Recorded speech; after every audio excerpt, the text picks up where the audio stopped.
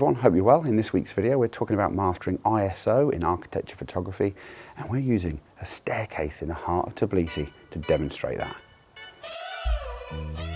For those of you who don't know who I am, my name is James Kerwin, and this is me. I'm an architecture and interior photographer from the UK that is now based in Istanbul. I love shooting heritage, abandoned places, relics, ruins, hidden gems and ghost towns, as well as off the beaten path locations all around the world. You can catch my content weekly, well, when life doesn't take over. So why don't you join me for the ride by subscribing, and you can also check out my website in the description below.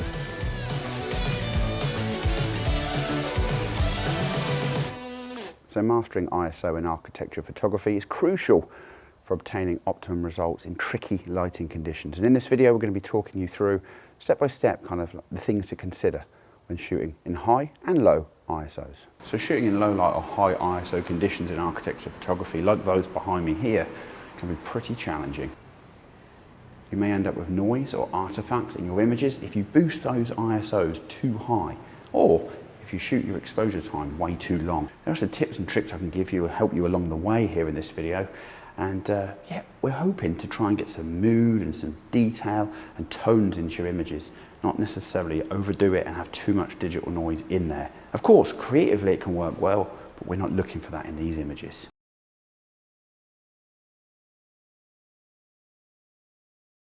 Noise is basically a variation of brightness and colour in the pixels, because ISO is technically like an artificial light source that your camera uses to boost the scene.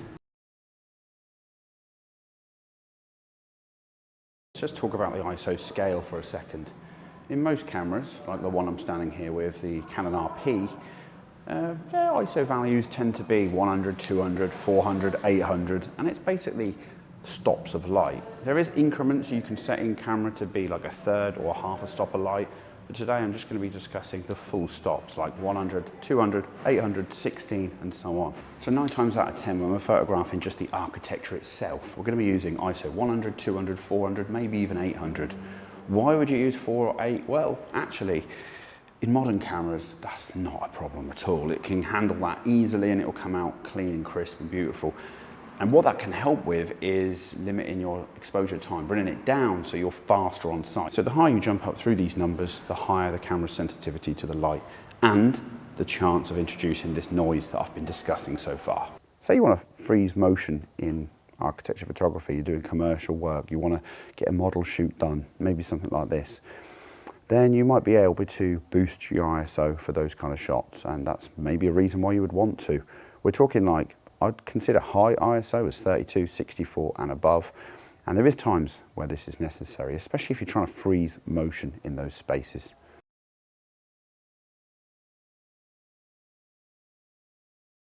So of course, the main piece of equipment that we're going to be using here to be able to get the ISOs nice and low while being in a kind of semi-dark environment, let's call it, is a tripod, of course.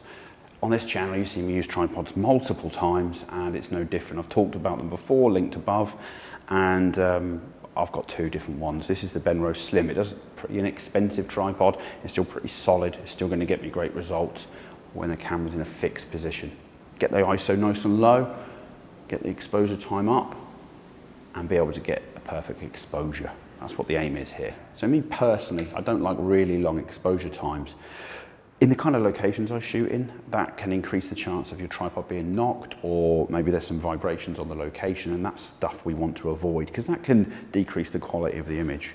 I try and keep things under 20 seconds, maybe even 10, and there's a trade-off though with my ISO. In my new camera, the R5, I can kind of go to like ISO 32, 64, and actually it'd probably be absolutely fine once I've done some, post-processing noise reduction on it.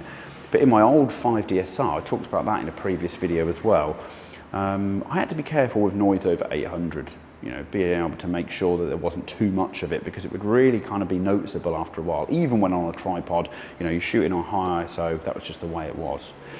So nowadays, I actually don't mind increasing the ISO up a little bit to decrease the shutter speed time and get in a balance. And of course, as we all know, I don't need me to explain, there is a balance between ISO, f-stop, what you're selecting, and of course shutter speed, like the 3 in the triangle. For me in architecture, we're always looking at kind of the sharpest point of our lens. So with this lens here I've got on the camera here now, this tilt shift is f8. It could be 7.1 to f11 depending on the camera equipment and setup that you've got. Each is very different and varies slightly. But if we're shooting f8, that means our shutter speed in this location is probably somewhere around about 5 seconds, downstairs, and up here is probably just a second. And then we've got to look at our ISO, and it should be, and it could be, nice and low, hopefully 100, 200, and it won't keep us dragged for long.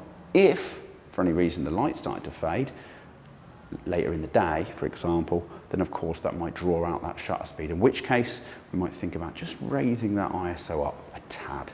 Okay, so the next thing is, I shouldn't have mentioned this first probably, but if we're shooting in RAW, which I imagine 90% of you are, if we're shooting in RAW, that will also help with noise reduction in post-processing. It will help us to achieve better results in camera in the way that it's maintaining the best dynamic range in file. And when we put that into post, that's going to give us the best chance of getting great results. You should also zoom in, check the edges of your frame, walk around the image on the back of the LCD, and in particular go to those shadow areas to check for where the noise is and see if it's at your desired level. Those shadow areas are where the noise and the artifacts collect the most. So when you're zooming in the image, especially on a larger screen, you'll notice that's the areas that you've got to take care with.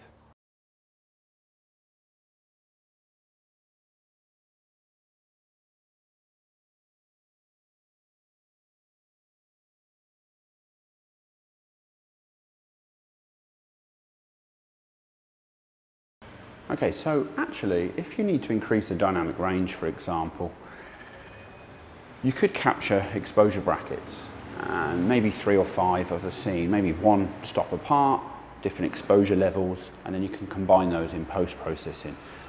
You could do that by doing the HDR technique, and when they're combined together, done well and gently, they can actually reduce the noise down as well. They can actually give you a very contrasty and nice result.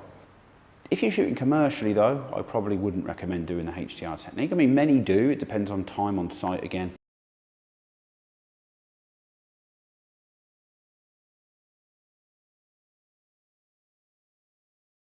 The histogram gives a preview on the back of the screen here, and it basically allows you to see to the left is darks, to the right is highlights, and it shows all of the mid-tones in the middle of it as well.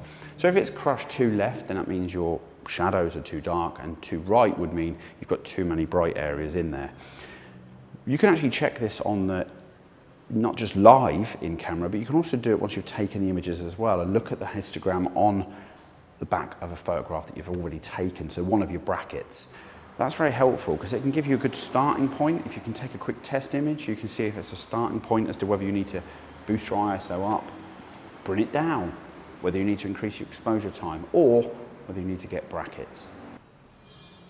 So of course, when we're checking the areas of the image in the back of the LCD, do make sure to look in at the shadow detail, zoom in, look around, and you can go right on in pressing the info button or using the magnifying glass on the back of an R5 like I'm filming on to actually zoom right in onto the image to check all the noise artifacts. It's difficult on the LCD. If you've got the ability to do so, having a tablet on site or a laptop, on a commercial gig especially, you should be doing this. Be able to then check your image through, make sure your raw files are good, and you can carry on shooting. Personal work, we can just check on the back of the LCD, zoom right in, make sure everything's looking good. Touchscreen as well, so you can just press on here and look around the image.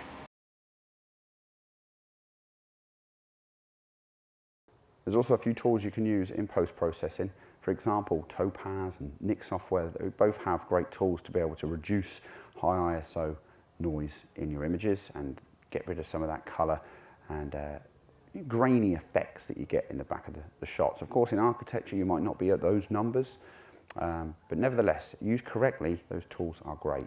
In addition to that as well, don't over post-process when you're doing your noise reduction. That would also have a bit of a negative effect. And if you've done some noise reduction, you might need to do a little bit of sharpening too, just to kind of counteract that. And again, less is more. So one other thing to mention, of course, is if you've just got one file, one image of a scene, and it's quite dark and moody, and you want to lift up the shadows, if you increase them shadows too much in post-processing, that's also going to increase the digital noise in those areas.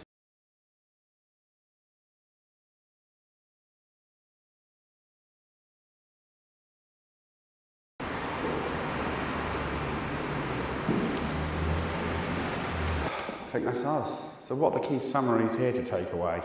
Well, make sure you get your camera on a tripod. Of course, I mention it every time, do that. Check your camera's histogram and LCD on the back of the screen to make sure that the images that you're taking have not got too much noise in them. Nice balance between ISO, f-stop and time on sight. Shutter speed, of course, is the key factor there. And of course, if you need to, you can use bracketing in camera to make sure you get the best results. I always recommend 3 2-stops apart, but take 5 if you need to. Very rarely need 7 or 9 anymore. Even these newish cameras can do a great job in sites like this. I'm pretty hungry. I think it's time to go. That's all for now. Bye-bye. See you all soon, guys. Hope you've enjoyed that video.